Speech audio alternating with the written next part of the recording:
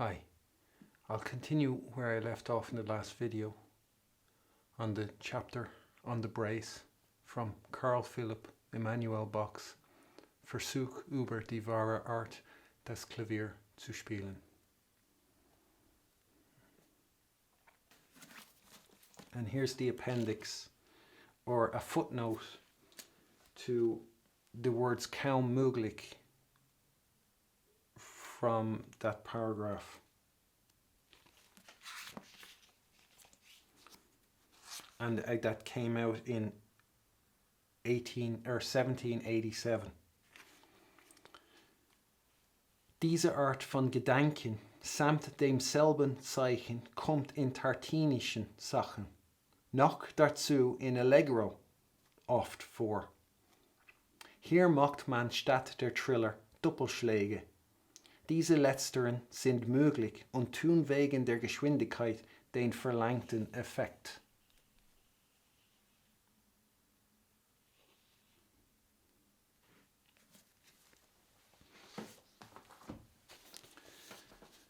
So Tartini's stuff, and this was Giuseppe Tartini, and he was born in 1692 and lived till 1770. And he was a composer mainly for the violin. There's a sonata, the Devil's Trill, that seems to be kind of well known. And in 1754, this Tartini guy, he wrote a treatise on ornamentation for the violin. I mean, it was roughly around then. It seems to be hazy exactly, you know, the exact details of that coming out. So he goes through all ornamentation for violin. And I read as well that that Leopold Mozart copied out sections of it, or passages word for word, and had it in his treatise on his violin school. You know, so Leopold Mozart was copying or plagiarizing that essay that this Tartini wrote. Yeah, so it was a footnote added to the words kaum möglich, where the trill would be hardly possible. And Bach says, you know, not only does he say this happens often with Tartini stuff, he says as well, it happens often in Allegro to boot. So not only do you see that there, you'll see it as well in Allegro. So I can hear out of that a certain tone from Bach. And I can imagine if Leopold Mozart was copying out passages from that and putting them into his violin school, which came out roughly around 1754 too, like around the same time. If Leopold Mozart knew it or had gotten his hands on this, it's very possible that that essay or treatise will as well have, you know, that Carl Philipp will have as well have seen it or known about it since, you know, by 1787. And so the irony of Bach providing ornamentation advice for Tartini's works of all people has not been lost on me. You know, so even though, like, of all the people, he picked Tartini, who put out an entire book on ornamentation to give advice, you know, to me that says something.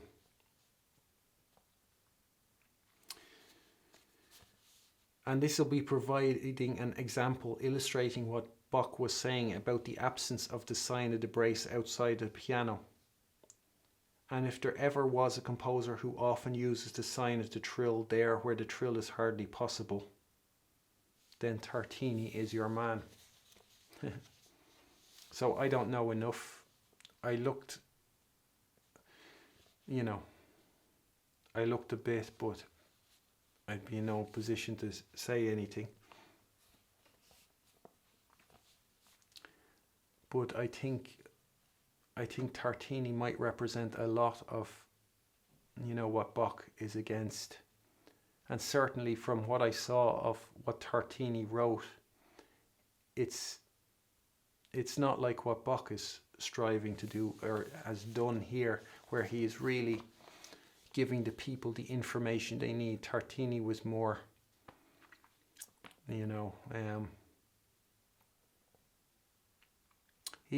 I would imagine that Tartini would embody a lot of what Bach is talking about fast players from profession, about this deluge of colourful notes, and you'll hear him criticize other technique books or music books, and you could wonder, is Tartini on his mind? And it could be that Tartini triggers Bach, because I saw as well that Tartini has is an Aries like Johann Sebastian Bach, and so maybe there's a certain Aries quality that is familiar to Bach and that would trigger him maybe. Or, that this Tartini is like Bach's shadow, like I've heard with,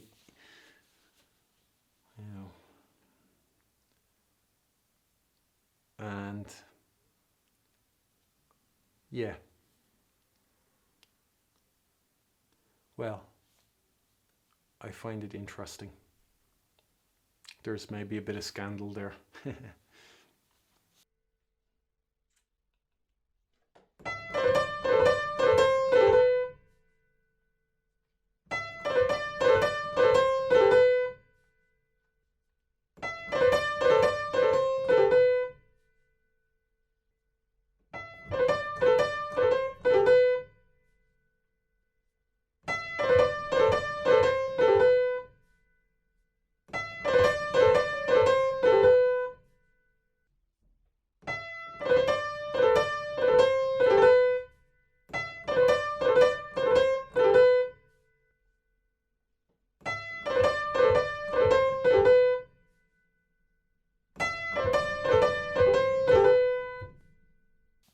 Finally, in light of all Bach shared in these two paragraphs, one can further consider Beethoven's use of the sign of the mordent together with the slurs in the first movement of his Pathetique sonata.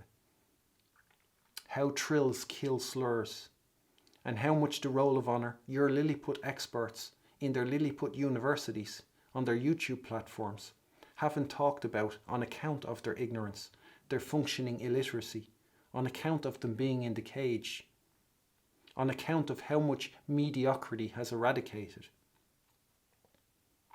The fifth example of figure 58 can be remembered, and how, according to Bach, the sign of the mordent could have been used. So if you think of those, that, it's like the second subject of the first movement, Beethoven's Pathetique sonata, the combination of the mordent sign with the trills. And so we're talking about a language, a secret language shared by only those who know Bach's book, and that Beethoven is speaking. And Beethoven is not interested in preventing, people becoming donkeys. So you'll see, without exception, every single person at the Roll of Honour following, and Hans von Bülow, like he was one of these half-baked people who talked about, who said, hey everybody, follow me. And what happened? Everybody followed him. This big dope says follow me, and steers people off, and they all follow, and they're all still following him. People who are meant to be I say Sokolov and Kissin because they are the top. They're the first dominoes I can tip over and all the rest will fall. And it shows that, you know, it's an inside joke. And who understands it? And you know what? Beethoven is laughing at them. He's laughing at them. He has that. The slurs and the mordent signs. And he knows what he's saying. He knows. And he is laughing at them. All of them who read the score on a surface level. He's laughing. Because they're all donkeys chasing the carrot. And the bigger the champion they're hailed as in Lilliput. If Lilliput holds them for piano gods, the harder he laughs. If one takes the time in classical music since recording began to limit it to that, that'll be over 100 years of amusement they've given him. You either speak the language or you don't. You are either in or out. And they are out. And there is more to be learnt for those who might want to argue the roll of honour's case, talking about mordents and shakes. Their ignorance is more extensive than just this. So it'll go on, I'll go on. All these videos, they're all exposing how little the roll of honour knows. And they're going to go on exposing. And there are no bounds to the roll of honour's ignorance.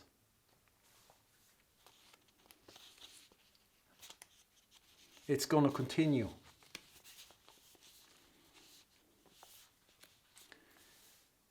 They are wasting your time not telling you this.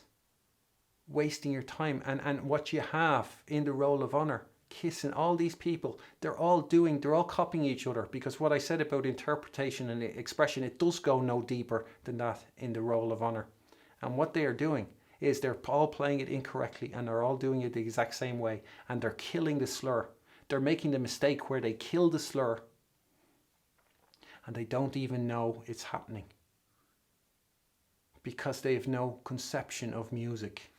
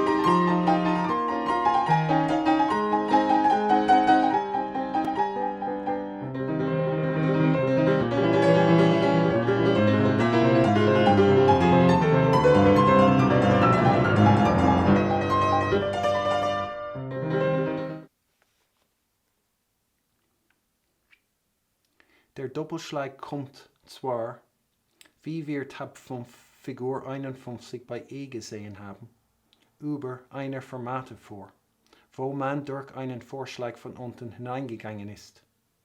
Niemals aber findet man ihn über einer Schlussnote, wo vorher ein Vorschlag von unten gewesen ist, Figur 59.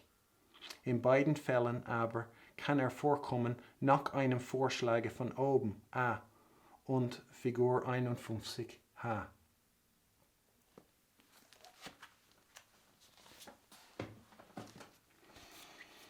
So one will never find a brace over an end note that has been preceded by an appoggiatura from below. In both cases it can occur after an appoggiatura from above. So the two cases he is referring to will be over a fermata and over an end note. This can be compared to paragraph 11 when figuring out the meaning of the German and understanding the difference between a Schlüsse and a Schlussnote. And if one is not sure, by comparing the two paragraphs, one can rule out the possibility of Schlüsse in paragraph 11 meaning the end of the piece. I have done a lot of such cross-referencing to arrive at my translation and understanding.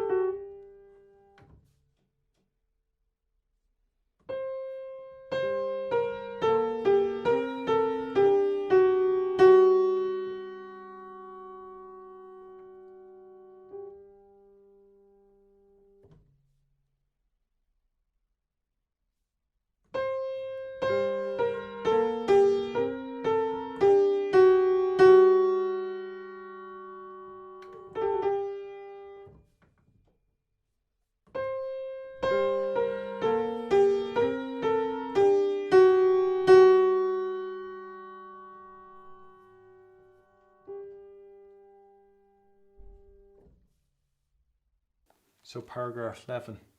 Ich muss bei dieser Gelegenheit einer Ausnahme gedenken, welche sich ereignet, wenn man in langsamem Tempo wegen des Effekts sowohl bei dem Schlusse, Figur 52, als auch außerdem nach einem Vorschlag von unten statt des Trillers einen leisen Doppelschlag macht, indem man die letzte Note davon so lange unterhält, bis die folgende eintritt.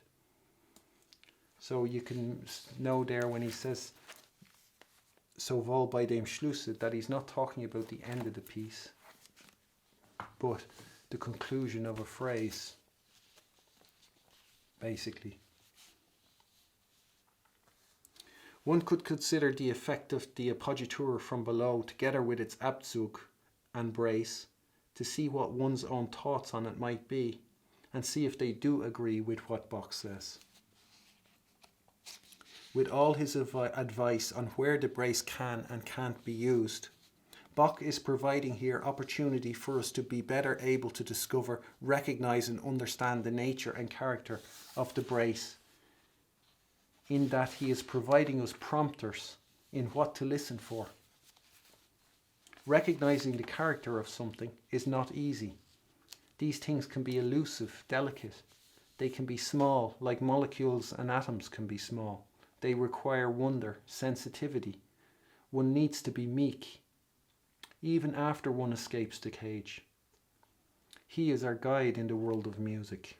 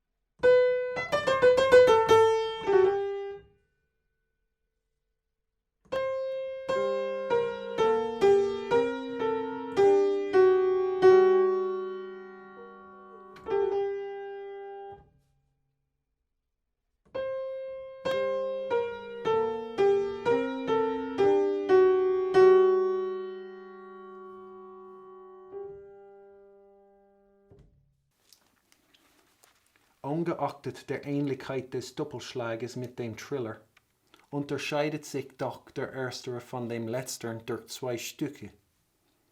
Erstlich dadurch, indem seine letzten Noten nicht geschwinde mit der folgenden verbindet, weil die ersten geschwinder sind als die letzte, und also vor der folgenden Note allezeit ein kleiner Zeitraum überbleiben muss.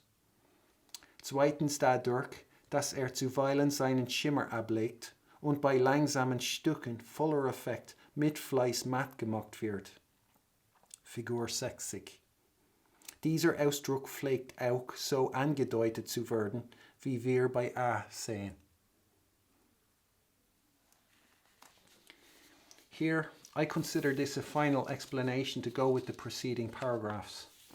Also as a further clue as to the execution of such braces in such extracts like those in figure 58 from paragraphs 17 and 18. With the first difference Bach shares in that it doesn't join its last notes with the following note rapidly because the first are faster than the last, and thus a small space of time must always be left over before the following note. He is providing extra instruction on its proper performance, that it isn't filling out a note from beginning to end, which is what the turn is made do by Lilliput and the Roll of Honour.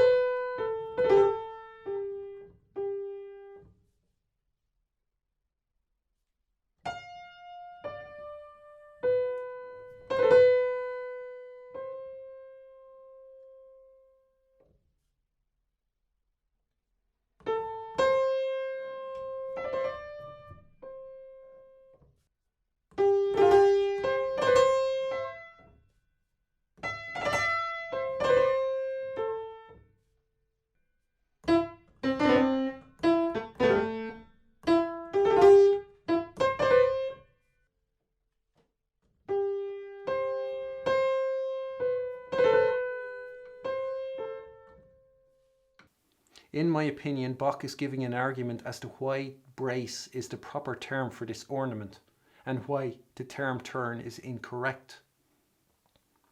The word brace, by its very nature, directs focus to the note itself. the note to which it has been applied.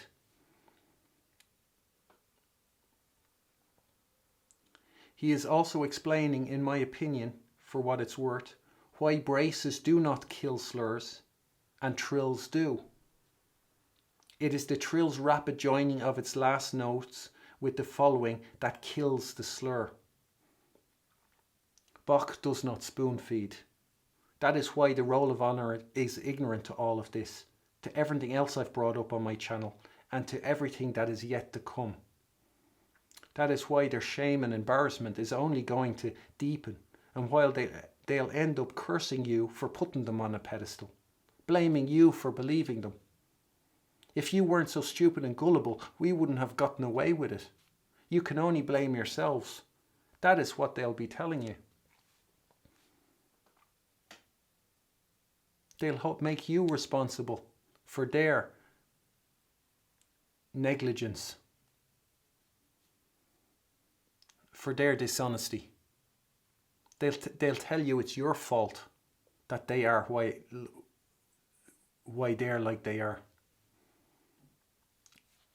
Because they've no respect for you.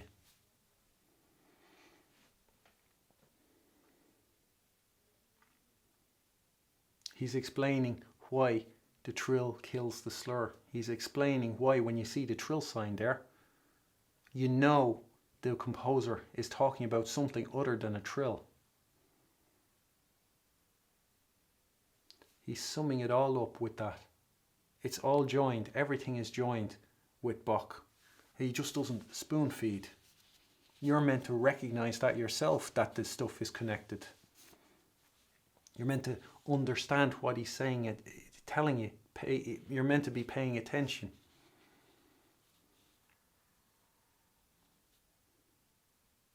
That's why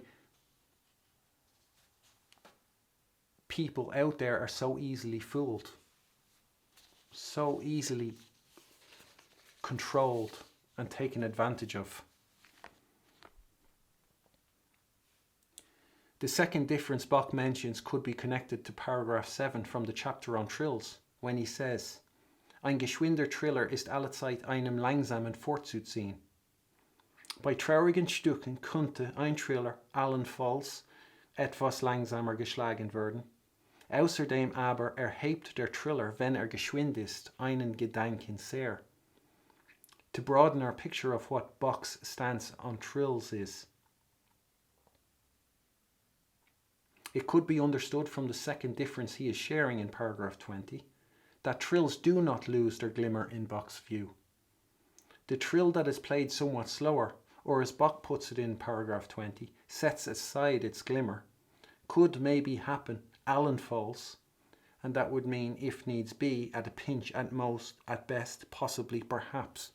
So he says allenfalls in sad pieces, whereas the brace in slow pieces will deliberately set aside its glimmer.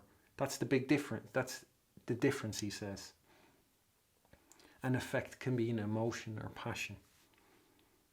I just used the word effect with an E before in the previous, when I translated it before, but effect will mean emotion or passion. This provides us a broader picture of his stance on trills, so you can connect all that and have a better understanding of where he is regarding trills. And that paragraph 20, the example 30 to figure 35 there, we have a better understanding of what he means.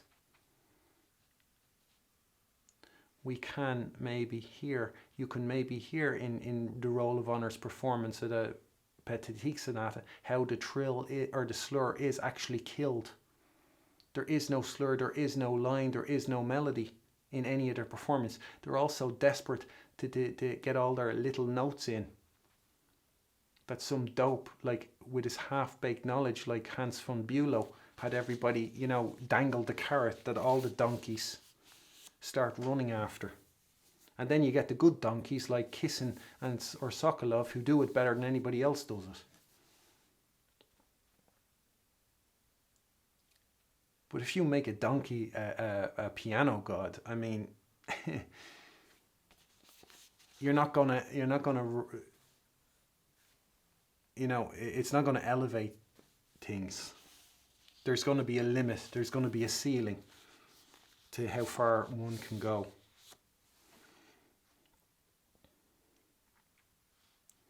I would offer the brace at the opening of the Tempest sonata as an occasion where the brace will be done matte. The second movement of that sonata will have braces that have their glimmer or shine. So that could be compared. In my upload of Mozart's Fantasy and Sonata in C minor is perhaps throughout all its 4 pieces every variation of brace to be heard. The more we cover of Bach, the more one will be able to see and hear that what I am presenting with those pieces, with any of the pieces I upload, are demonstrations of the true way to play the piano as Bach is teaching. They are demonstrations of what is to be gained through Bach's insight. So the more attention you pay of them, the more you are going to see. There's everything in there. They are demonstrations of what happens when you combine AC fingering and finger position, all that I've talked about in the episode videos, with what Bach is talking about in his book. That's the manifestation of it, what I am presenting there. So this is what you're getting here are examples of the true way to play the piano. And I don't need anybody to agree with me. That's it there. And the more people examine it and look for ways to criticize or hold it up, the greater the perfection they'll be presented with. And it's on a level where, you know, the roll of honor, they not in 100 years or in 1,000 years would they be able to come up with what I come up with, because they have no clue of its existence. All they can do is copy everybody else and chase the carrot. They are not grown-ups, they are not independent artists, so they will never achieve the levels of perfection I achieve. So, and if my demonstrations represent the true way to play the piano, Lilliput, the roll of honor, on the flip side, are representing the dishonest way to play the piano in all its variations. So in all its variations, they're surprisingly similar the way they all play. They're all copying each other. There are no independent artists among them. They're all just little children copying the next, running after the carrot. So, and some will be better at the dishonest way than others, for example. So you might hear Kissin represent or Sokolov represent the dishonest way to play the piano, and they'll do a better job of it than somebody else in the roll of honor. But they are all the dishonest way.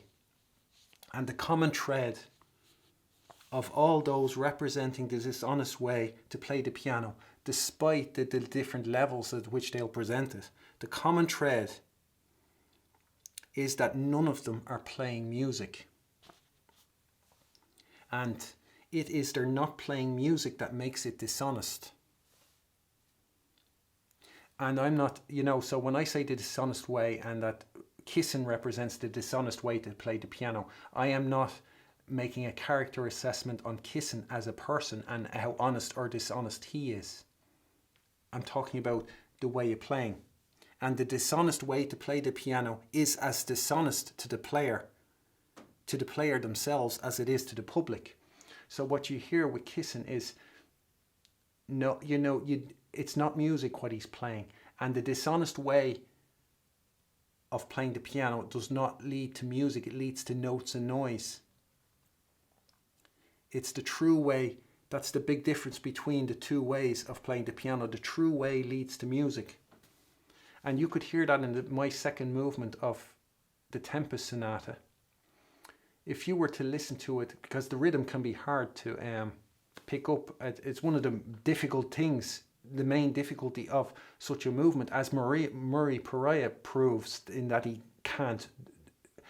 It's too difficult for him. He has no hope. And it can be difficult to hear, but if you listen to my upload, if you go to the settings on and adjust the playback speed and play it twice as fast, you can get you can follow the rhythm of it easier because it's twice as fast. And if you were to do that and listen to mine at twice as fast, that second movement, and then listen to Kissin play that movement at twice the speed, you will hear the shortcomings in Kissin's rhythm.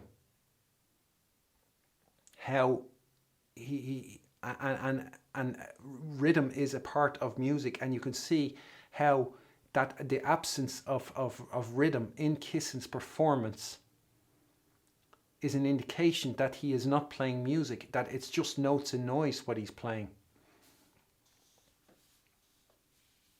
And you might hear moments where it's not so bad, where Kissin is doing, and you might think, well, it's not as bad as Alan is saying. But then you can remember, hold on,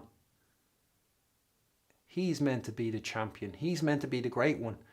You're meant to be listening to that thinking, I'm not so bad in places. But you shouldn't be thinking Kissin's not so bad in places. But you will hear in my one the trueness of the rhythm through the whole thing.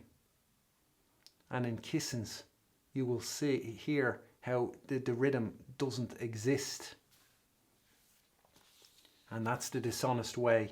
The dishonest way bars you from being able to play music.